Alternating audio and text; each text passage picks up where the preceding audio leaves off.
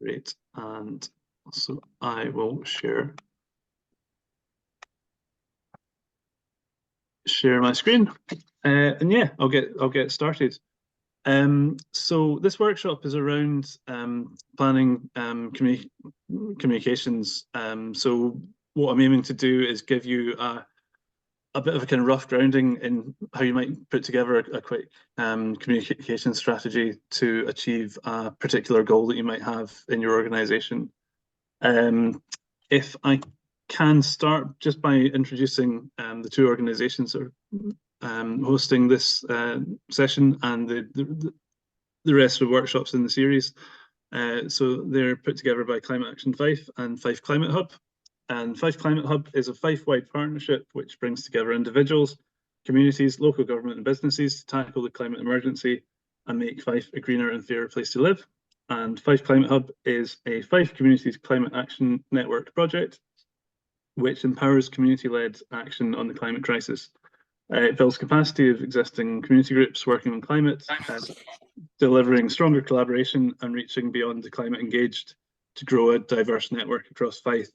So the purpose of these workshops is really, we kind of want to build capacity in the voluntary sector in Fife to obviously not only help we work with people to tackle the climate crisis, but also to, I guess, by getting the word out about the things that you're doing and kind of engaging with people. Yeah, hopefully we can all work together and kind of create a strong movement that ultimately can help to tackle climate change. So I'm Rory Syme. I'm the communications lead at Greener Kirkcaldy. So I also lead on comms in Climate Action Fife. And giving me a hand with the workshop this evening is Andy Habshaw. And Andy is the communications and PR officer at Fife Climate Hub. So just to roughly kind of work through what we're going to be looking at. So we'll do some quick introductions. I'll take you through a kind of a short exercise around planning, when I explain goals, audiences, channels, messages, tactics. I've put together a little task that I'm going to ask you to do as a group, probably in a couple of groups, given the numbers that we have. And then I'll do a bit of a summary, and then I'll happily answer any questions that you have at the end. So first off, just as a way of introducing yourselves, I was hoping I could get you to, in the chat, just share who you are, the organisation that you've come from, and basically, if you look at the pictures of my young daughter Rowan there, which of those do you associate most with communications? So does it really excite you? Does it make you sleepy? I'll let you have a think about that. But yeah, if you can, I'll give you a couple of minutes to just kind of post that in the chat.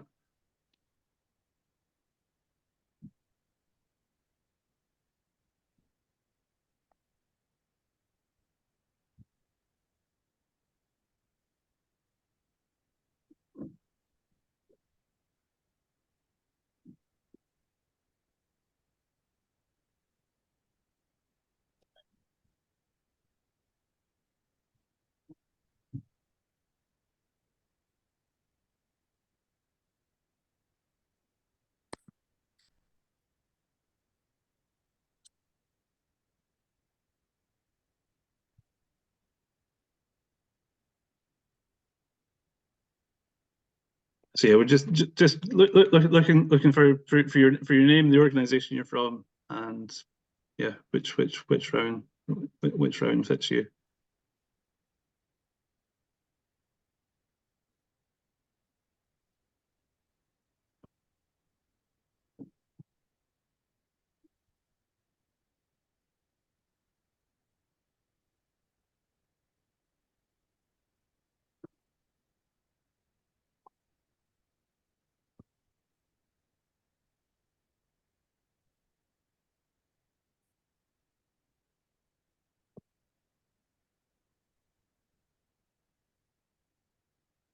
Excellent. So I can see a few of you excited. A few of you are curious. Just curious if anybody's saying 5. I'm just wondering. Does anyone want to shout out why? I don't know how to respond to this. Can you hear me? Yeah, I can hear you, Ralph. So Ralph, on the bottom of your screen, or maybe the top of the screen, you should see a chat icon. Yeah. So I click on that. Yeah. Yeah, if you click on that, there'll be a box, and you can type into the box. Okay.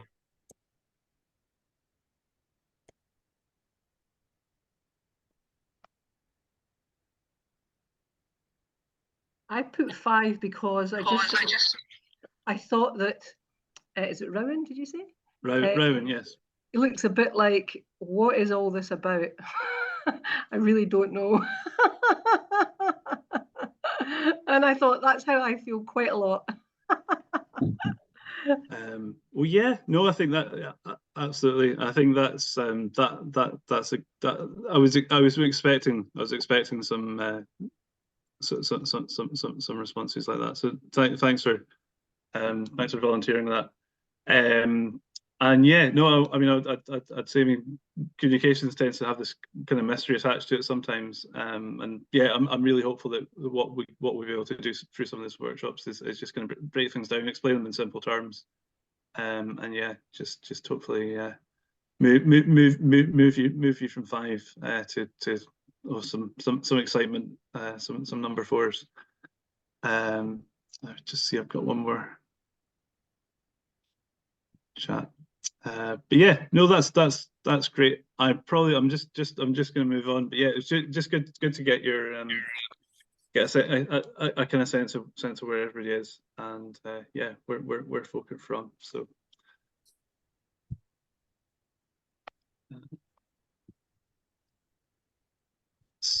oops. So yeah, so the kind of tool I'm just kind of introducing it's basically a kind of series of steps in terms of kind of thinking about your communications, and any kind of particular kind of piece of communication that you might want to do.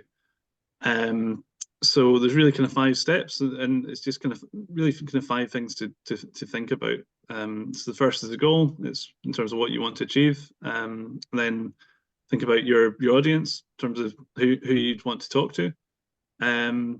Then it's really about channels. So if you know who you want to talk to, where are you going to find them? In terms of message, it's then, you know, what will you say to them? How will you persuade them to kind of do the thing that you want them to do? And then putting it all together is kind of tactics. So it's what will you do to reach your goal? So I'll just kind of walk through those step by step. So really, goals are what you're looking for your communication to achieve. These are things that should link to your organization's goals. So you could give a few examples. So it could be that you've got an exciting project or a service that you want to make sure that people in your community know about. It could be you've got events that you're running and you want to encourage people to sign up for them. You could be looking to get more volunteers, or something that's probably applicable to most of us as charities is you want to encourage people to donate so you can do more work. But yeah, it's obviously it's really important to have kind of thought about what it is that you want to achieve before you go out kind of doing anything. And then in terms of audiences, that kind of explains itself. So it's about who do you want to reach with any kind of particular piece of communication that you're doing. And a good thing to remember is the more specific you are, that can really help you to be more effective. So a lot of people might talk about, well, we want to speak to the public, but that's a very broad category that kind of encapsulates everybody. So yeah, thinking about, is it do you want to speak to in fact, I've given some examples just to get lost there. So some good specific examples could be you want to talk to adults who live in Kirkcaldy. Well, that helps you kind of break down from everybody down into something a bit more tangible. Something really specific would be teachers who work at Fife Council. You might be kind of doing something in education. You want to kind of work with local schools, or even you might want to talk to journalists who are covering climate change. And all three of those groups would be very different. There would be different ways to reach them, to persuade them, and different ways that you could communicate with them. A useful tool is a thing called the 7 segments. So organization has basically broken Britain down into kind of 7 different categories. And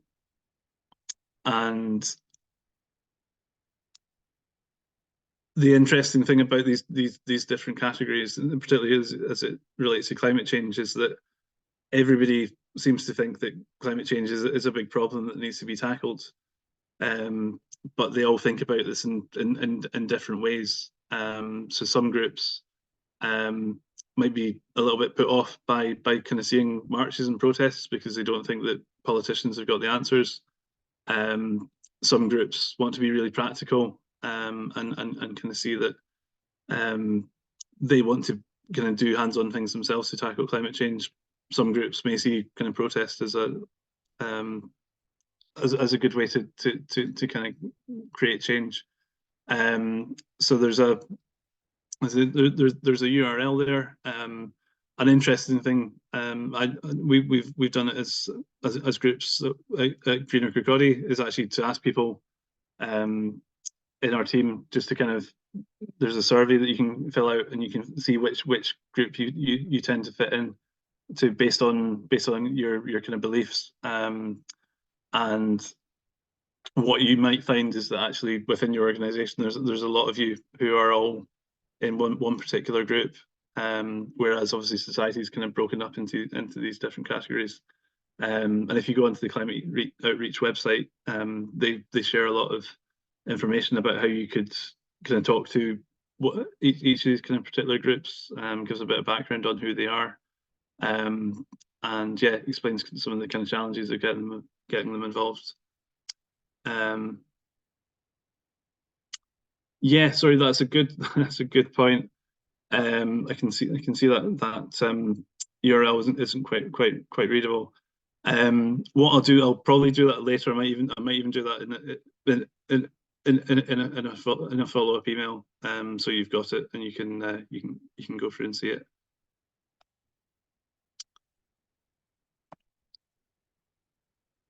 So yes, the next thing to talk about is channels, which is a slightly jargony word, but it's kind of where you'll kind of find and reach the audiences that you want to talk to. So a few examples, certainly ones that voluntary groups might be able to access, are things like social media. And obviously it's worth thinking about which social media channels your audience might be active on. So typically, if you kind of want to talk to younger people, you might find them on channels like TikTok, or kind of older people. You may be able to kind of talk to them through Facebook. We'll say local press, newspapers and radio. I know Andy's giving a workshop about this in the next couple of weeks. It can be a really effective way to reach your communities. And obviously there's 2 kind of main ways to access those, is by asking them to run articles, or by placing adverts. Partnerships is another good place. So lots of organizations, you'll be members of things like Fife Communities Climate Action Network, or Fife Voluntary Action, and those are networks that have newsletters and social media pages, and they can help you spread the word about events and services. And also face-to-face events, I think is a very effective way for organizations to get their name out. whether that be open days at sites that you might have, or setting up a stall on the high street, or going into like a kind of market day. These are all examples of channels of where you might find your audience.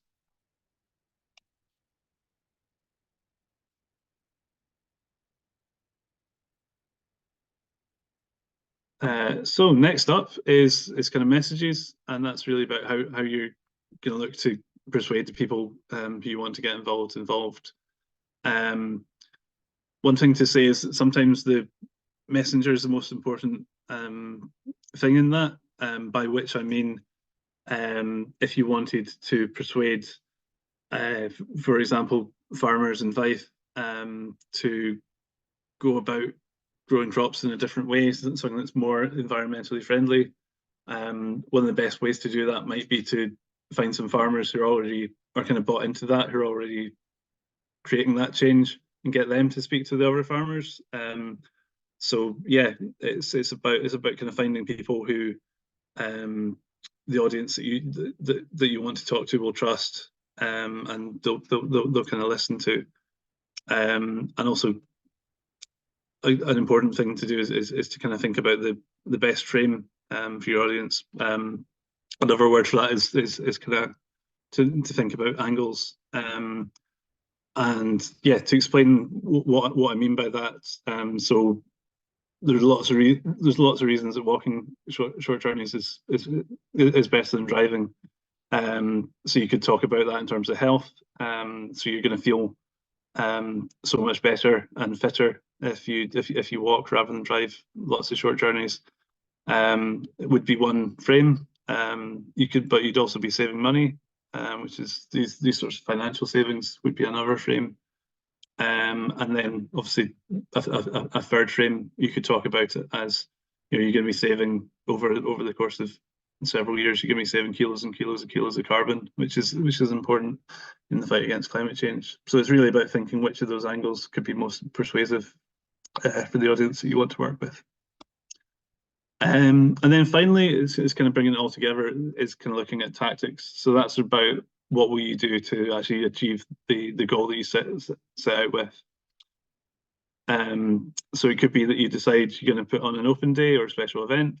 You might think you'll make a video about your work and share that on social media. It could be that you put together a survey of your entire community on an issue, and then importantly, you'd communicate that, say through your local media or through social media. So yeah, going back to what I was saying at the start, it's about these 5 steps. So thinking about your goal, thinking about your audience, your channels, your messages, your tactics. And then, yeah, to kind of give a concrete example of that. So if your goal was to recruit volunteers to give energy advice in 5 different communities in Fife,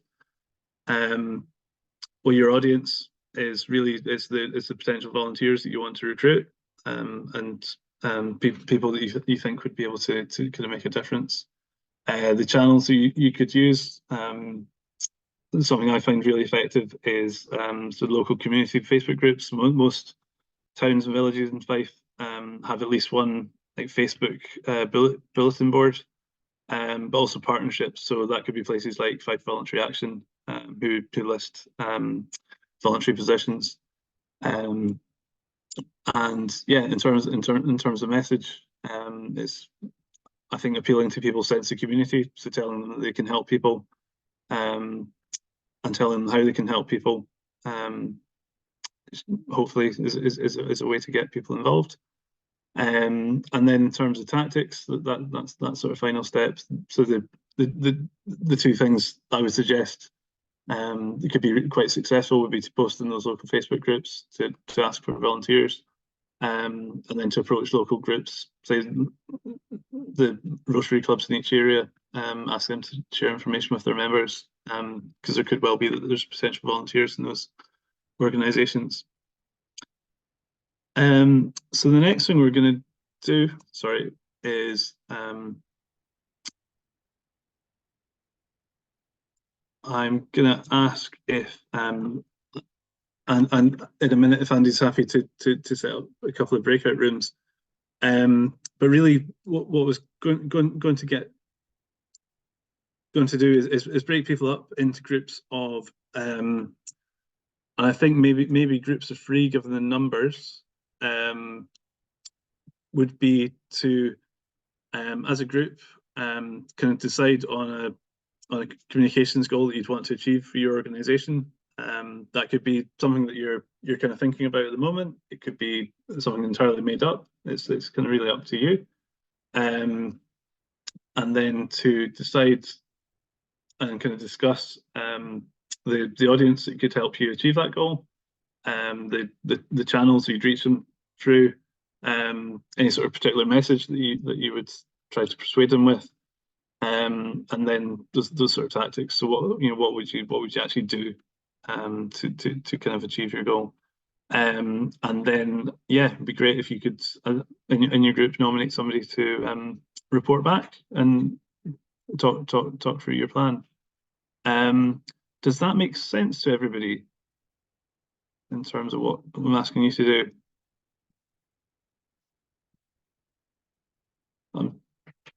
I'm seeing nods. I see Mandy, you've raised your hand. Did you have a question? No, I was actually pressing the wrong button. Sorry, I wanted to do the thumbs up. That's okay. Yeah, okay. If everybody's roughly happy, Andy, are you happy to set up the breakout rooms? So I was going to say, yeah, I think we're just about on time. So if we say 10 minutes for that, and then yeah, we'll get folks to report back. Okie doke.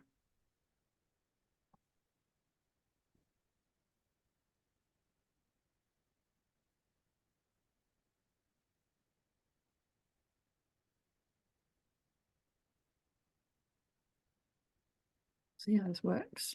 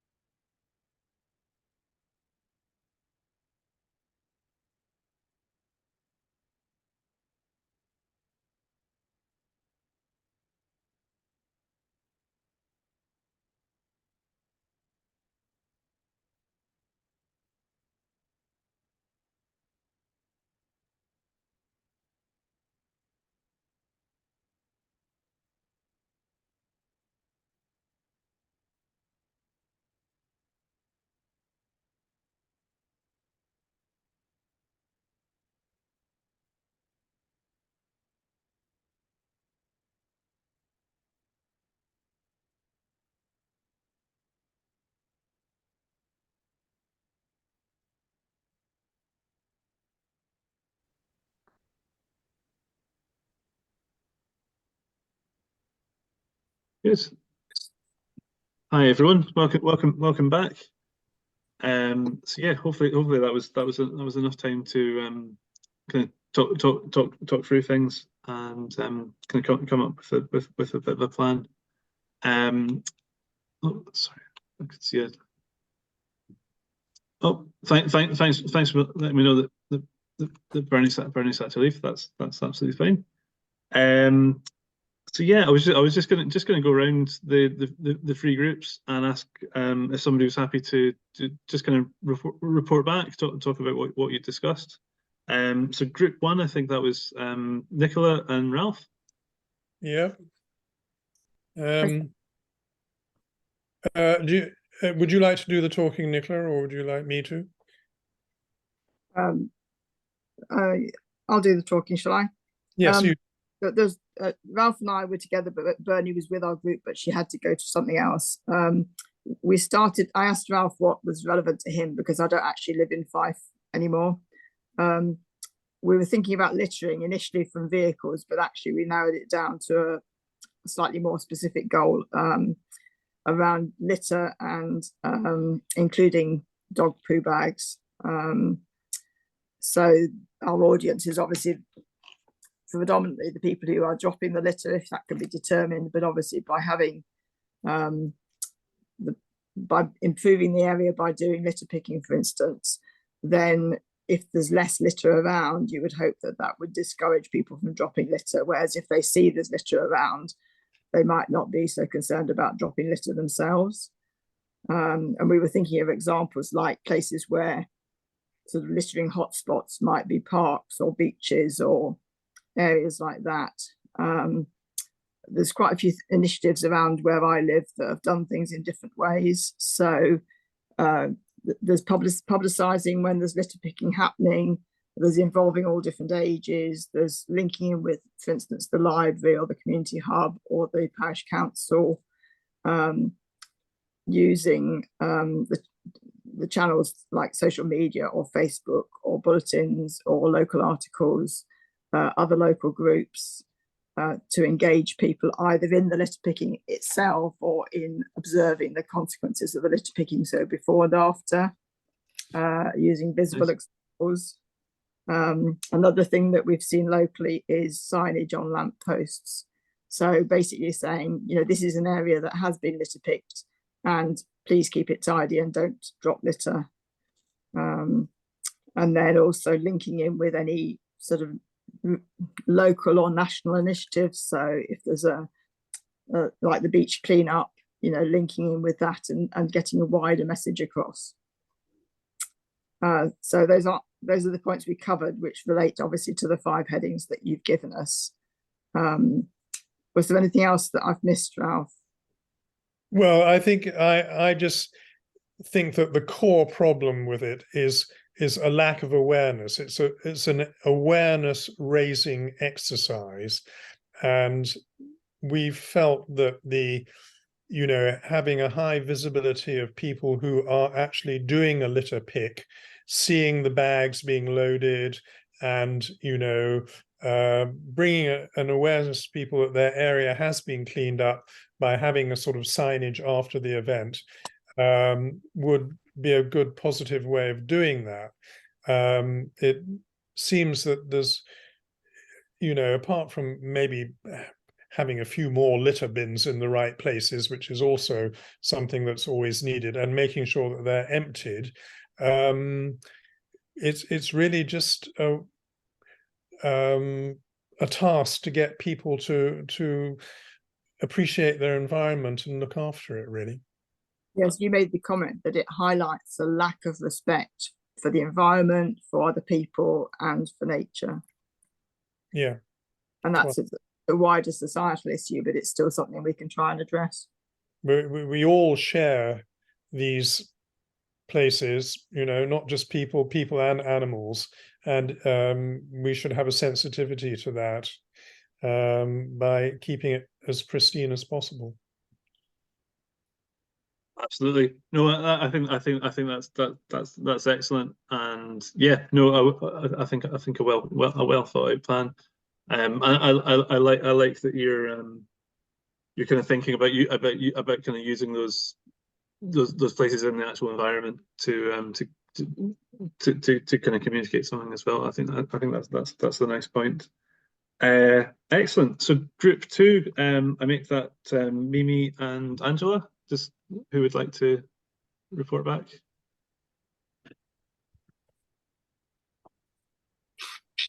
Either way, we were speaking about the films that we're going to be showing in the coming months, especially Angela. And so she's in a small village, and she's going to be showing several films linked to on the topic of the climate. And so we were discussing how just when a film is going to be shown, it's going to impact on who is free. So, for example, if you choose something during the day, well, people with families can't come. Choosing the right type of film for the audience is important. Because if you want to have a family film, then you can't show a film that's super depressing, maybe, or that's with too many subtitles. So the film needs to be family friendly. So we were discussing a lot about that, and then we mentioned the channels. So she's in a smaller area, so with a good Facebook group, which has helped her in the past to drum up people. And there's also Eventbrite, where she can tap into a wider audience if needed.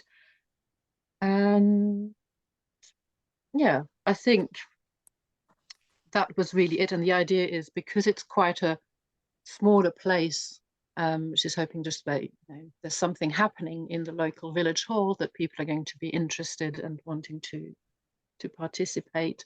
So just the gathering itself hopefully will attract people to the events. Excellent. Yeah, sounds fantastic. And yeah, I think I mentioned those local Facebook groups in my presentation. I mean, they just are a fabulous way of reaching people in communities. Seem to be And really... they've got local notice boards as well. Sorry, I forgot to mention those. Nice. Yeah, I think that's a great way to get messages across. Very good. So yeah, the last group, I think, was Di and Mandy. Who'd like to feedback? Gary, I think you took loads of notes. You want to go?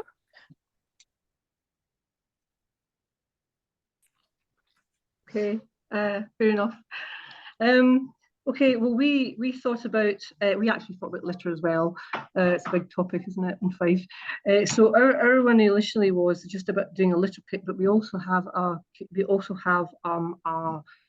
we've had to try and have a climate cafe as well attached to it. So yeah, so that was our goal, was to have this litter pick with the climate cafe, and to kind of link it, that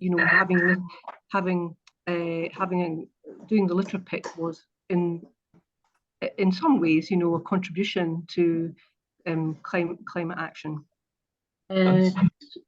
Yeah, so our target audience was families in Fife, in Salin, not really anywhere else. I mean, I don't know, just the same as Mimi, and there isn't much point in really trying to get people from other places, because they just don't come, to be honest. So just in Salin. And what do we use? Well, we've got our Facebook page. We've also got a community website as well. So both of these ones can be used. We've just recently started Instagram and Twitter. In addition, because we've got a new pantry, we can often advertise at the pantry. Just people that come into the pantry, you can actually speak to them and say this event's occurring at the same time. We've got a notice board, posters. We put posters up. And quite often we just ask our friends and so on. The key messages, well, because we actually ran out of, we thought that we thought we'd run out of time, so we didn't actually get to really trying to talk about how we would link the message of the litter picking and the climate action. So we didn't get to do that bit. Okay. But we did do the tactics, and that was actually for me really interesting, because that's something I don't think we've ever really done. We've done all the messaging, but we've never done kind of trying to pull people in. And Mandy was really good at different things. So she mentioned short video messages. So you could do like a video message just about why it is really important to pick up litter. Storytelling possibly. You could on the negative side show a lot of like how bad it is. You could go down that route. But also you could do on the positive side, and you could like show message, show images of pristine environments and have messages to go, positive messages to go with them. So that was kind of, I think, most things that we talked about. Okay. Yeah, maybe just add one thing. I think we probably did touch on the messages in some sense, Di, in that I think something we don't often connect climate action with things like litter picks and recycling properly, and it's trying to get that message across to people who actually are making a contribution to climate action by doing those things and doing more of them. That's fabulous. Yeah, no, I really like that. A couple of things I might say actually. So there's a lot of research into kind of climate communication that suggests that the most successful messages are positive messages. So if you're, and one of the reasons for that is that if you're negative, that tends to breed negativity. So negative messages will basically inspire people to do nothing, because what's the point? The planet is doomed. Whereas if you're positive, if you're consistently positive, and you say, we can make this small difference, that people will kind of think, actually, yeah, there is something I can do, and then people will see people doing something, so they'll do something, and then so that positivity actually breeds positivity, and activity breeds activity. The other thing I was going to say is, I know there was I think through the small grant scheme, through Climate Action 5, I think last year there was a group who organised a kind of climate themed litter pick, and there's a case study on the Climate Action 5 website about that. It might be worth having research on the Climate Action 5 website to see if you can track that down. I wish I could remember the name of the group off the top of my head who took on that activity. Rory, in our area, we've also used small grants to get funding for the kit to be able to use for community litter picks. Oh, fantastic! Yeah, and I'm sure there's lots of organisations that would fund litter pickers and bags and all these sorts of things. Well, that was great. No, I think I really liked all of the examples that each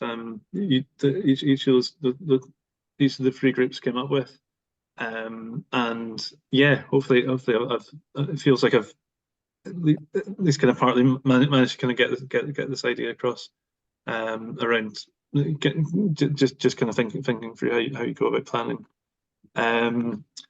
So I guess the final thing before we wrap up, I was just going to really invite any questions, if anybody had any questions about what we've been talking about over the last half an hour or so.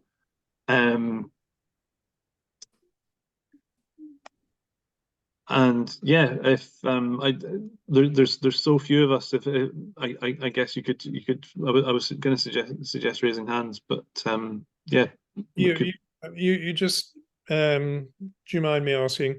Go for it, Ralph, please. You have just mentioned something which was like funding may be available for organised litter picks. I was just wondering if Fife Council would kind of have some sort of assistance that might be available. So if you're doing a litter pick, you might need a sort of, a vehicle that you can chuck the bags into, and you might also need bags and all that sort of thing. Where would one go to ask about that, you know, within the local council? Where would one start? I mean, in Leicestershire, it's the Waste and Environment team, and Okay. have three completely different litter picking groups that I know of. One's the River Litter, one's the Wood, and another one is our village. They all link in with the council to have the bags collected. So waste and environment, yeah, the different degrees they look at. Some of them actually look at the details of what they've recovered, you know, and give breakdowns and you know, look at the carbon capture element. But others just bag the litter and it gets collected. You know, that's as much as that group can do.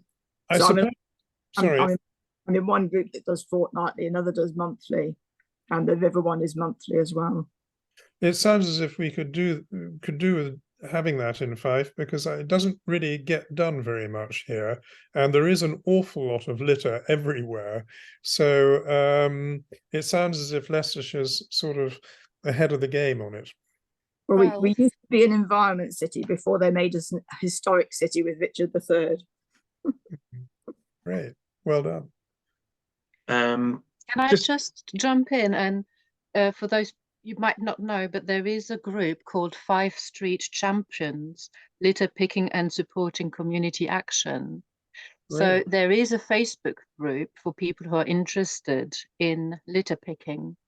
So in Fife, and they've been going for quite some time. And you know, just as a family, we were able to get a couple of litter pickers and join in events and things like that are put on in Fife. So there is already something happening. Can I just say as well, yeah, that they're very supportive, Ralph, if you got in touch with them. They've joined our litter picks, they've just turned up, and they've been fantastic, and they've just kind of like come and helped us. So they'll be very likely to do that. You know, they are supportive. So sorry, that's 5 Street Champions you're talking about? Yes. Good. Okay. And the other thing is, and I don't know if this is what you were asking, but I don't know the name of the particular department, but Fife Council definitely pick up the litter. If that's what you're asking, which department it is, then I'm not sure what it would go under, but they pick up, we always do it, and they always pick up our litter. There's no problem with that. You leave it in a designated place then, and they'll get it. And I'm not sure if that's what you were actually asking. Well, it is. I mean, either that, or actually there is they provide a vehicle with a driver who will, you know, if you're in a fairly sort of remote place, will be there on the day. And the whole thing is done. You do it in a couple of hours if you've got enough volunteers and you fill a little truck with litter. But I've kind of this is kind of off the topic of the evening. But I've done a few litter picks through the Fife Champions, and I believe I think there's contact details for. I think several council officers in that Facebook group. It'll be one of the top posts. There's kind of 3 or 4 email addresses for people covering kind of each area of Fife. Just conscious of time, and obviously we're kind of coming up to 8 o'clock. Andy, would it be possible? There were a couple of evaluation questions we were gonna post, just to kind of get people's thoughts on the workshop. Is it possible to post those? I'll just launch it now. It's a poll. That's great, thank you. So we are going to ask. We'll post a link in the chat, and also send it as a follow-up email. So there is a bit of a survey that we'd encourage you to complete, which kind of helps us kind of think about future sessions. Also helps we obviously kind of report to funders, and we've kind of got to tell them what people taking part in our thought about our work. So we certainly encourage you to fill out the survey. But yeah, if you can, at the very least, kind of answer the questions in this poll, that will really help us. Ralph, question 3, untitled question. I'm not sure what that's meant to be. That's just my technical inability. So ignore that question. Okay. I didn't know how to delete it. But yeah, that's great. And yeah, Andy, are you happy to post the link to the survey in the chat as well? If you go onto Yes. the menu, you'll see polls and quizzes there. I'm just going to check it. Although I'm on an iPad, so it's not quite the same.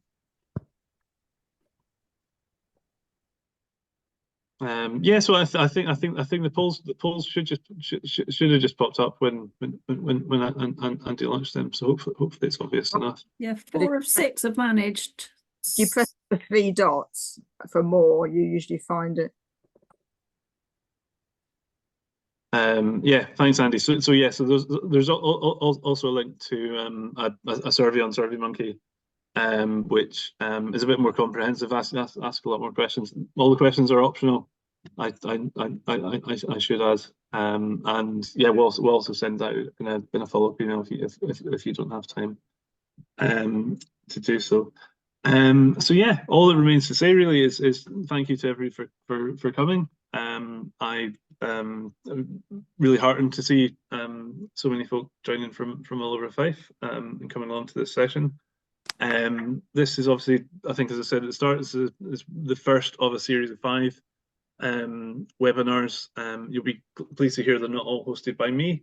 We've got a range of different hosts, and they look at a number of topics, including kind of working with the press, social media. There's a workshop on using Canva for design, and I'm doing another workshop looking at email newsletters and kind of how you can make the most of those with a kind of bent on community groups. I was just going to say, so all of those further sessions do have spaces. And I mean, the best way to find those is certainly if you go onto the website for either Climate Action Fife or Fife Climate Hub. We've both got event calendars on the website, and you can find all the details of each workshop. They're all on Tuesday evenings, starting at 7, and I think they're running kind of from now until the last one, which is on the 6th of February. Sorry, Ralph, were you coming in to say something? Well, I was actually, you've answered my question, which is, are they all on Tuesday evening this time? Because actually I've had to miss something else in order to do this. So it's not frantically convenient for me, but I'll have to weigh up. They all be recorded, Ralph. Yeah, so I mean, I can't participate, but I can actually tune into a recorded version, can I? Yes, exactly. So yeah, so after this is finished, we'll have the recording up on YouTube, and so likewise for the rest of the workshops in the series. So they'll all go online. You can watch them all afterwards. So we don't need to register to watch the recordings. No. So they'll just go up onto YouTube. Onto Climate Action Fife's YouTube, and yeah, presumably Fife Climate Hub's YouTube as well. We'll find them on Fife Climate Hub or Climate Action Fife then on YouTube. That will get exactly so, Ralph. Yeah. Okay, that's great. That's fine. If you register though, you'll get them emailed. You'll get it emailed to you. So it's probably, if you register and then you kind of join at the beginning or something like that, then we will at least, then I would definitely, I'll email you the notes afterwards. I guess I have registered, or that's fine. So next week is my one to do with working with the media. Okay. If you're interested. So, well, I'm interested in it all. Thank you. Excellent. I might end the recording right now. So. Yeah, I think that's us, Nicholas. Thank you, Andy. And yeah, no, thanks everybody.